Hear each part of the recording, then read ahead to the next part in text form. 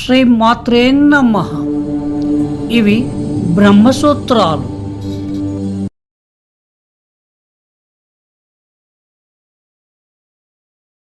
సమన్వయ అధ్యాయం 1. ఆనందమయోధ్యాభ్యాసాత్. ఆనందమయోభ్యాసత్ 1:1-12 మిగిలిన భాగం. జ్ఞానం మరియు ఆనందం బ్రహ్మమే. బృహదారణ్యకోపనిషత్తు ఆనందం అనే పదం బ్రహ్మను సూచిస్తూ పదే పదే ఉపయోగించబడినందున ఆనందంతో కూడిన ఆత్మ కూడా బ్రహ్మమే అని మనం నిర్ధారించవచ్చు.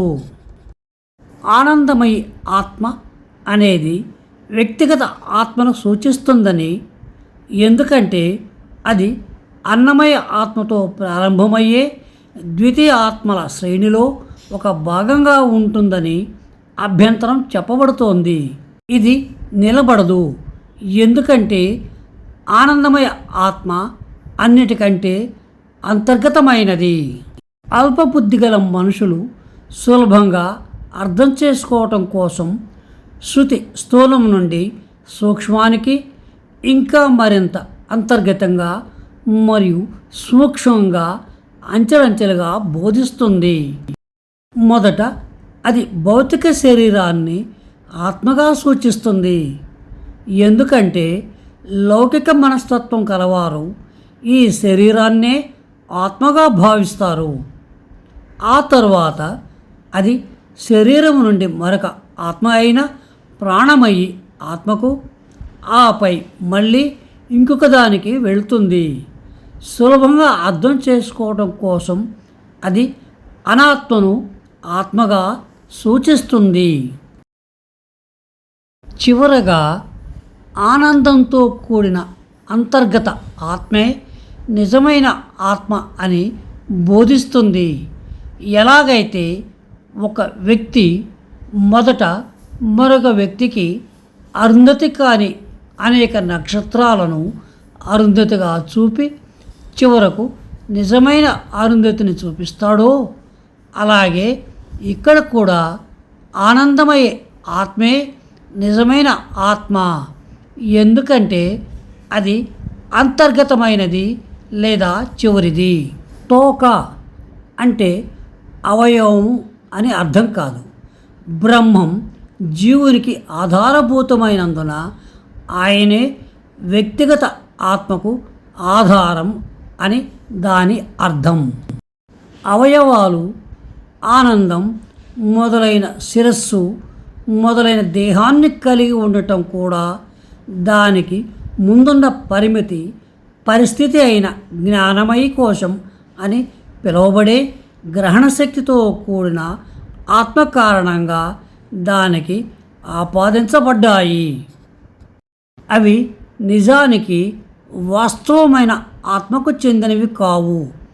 దేహాన్ని కలిగి ఉండటం అనేది ఆనందాత్మకు ఆపాదించబడింది, ఎందుకంటే అది ఆహారంతో కూడిన ఆత్మతో ప్రారంభమయ్యే దేహాల శృంఖలంలో ఒక భాగంగా సూచించబడింది. వ్యక్తిగత ఆత్మకు లేదా ద్వితీయాత్మకు అనగా సంసారునకు ఆపాదించబడిన అర్థంలో ఇది దానికి ఆపాదించబడలేదు. అందువల్ల ఆనందాత్మయే అత్యున్నత బ్రహ్మం. ఈ విధంగా ఆనందమయమే బ్రహ్మం అని సూత్రం స్థాపిస్తుంది. కానీ వ్యాఖ్యాత శంకరునికి ఈ విషయంలో ఒక కొత్త దృక్పథం ఉంది. ఆచార్యుడు చెప్పిన దాని ప్రకారం ఆనందమయి బ్రహ్మం కాలేదు, ఎందుకంటే ఆనందమయ అనేది ఒక వ్యక్తి యొక్క 5 కోశాలలో ఒకటి. మిగిలిన 4 అన్నమయ అనగా భౌతిక శరీరం, ప్రాణమయ అనగా ప్రాణ శరీరం, మనోమయ అనగా మానసిక శరీరం మరియు విజ్ఞానమయ అనగా బుద్ధిమయ శరీరం. వాస్తవానికి ఆనందమయ అనేది కారణభూతమైన శరీరం. ఇది ఇతర కోశాల విధులను నిర్ధారిస్తుంది. వ్యక్తి గాఢ నిద్రలో ఆనందమయ కోశంలోకి ప్రవేశించి అక్కడ ఆనందాన్ని పొందుతాడు. అందుకే ఈ కోశాన్ని ఆనందమయ అనగా ఆనందంతో నిండినదని పిలుస్తారు. వ్యక్తిత్వాన్ని కప్పి ఉంచే పొరను బ్రహ్మంగా పరిగణించలేము. అంతేకాకుండా ఒకవేళ ఆనందమయమే బ్రహ్మమై ఉంటే గాఢ నిద్రలో ఉన్న వ్యక్తి ఆ స్థితిలోనే బ్రహ్మంతో ఏకమవుతాడు.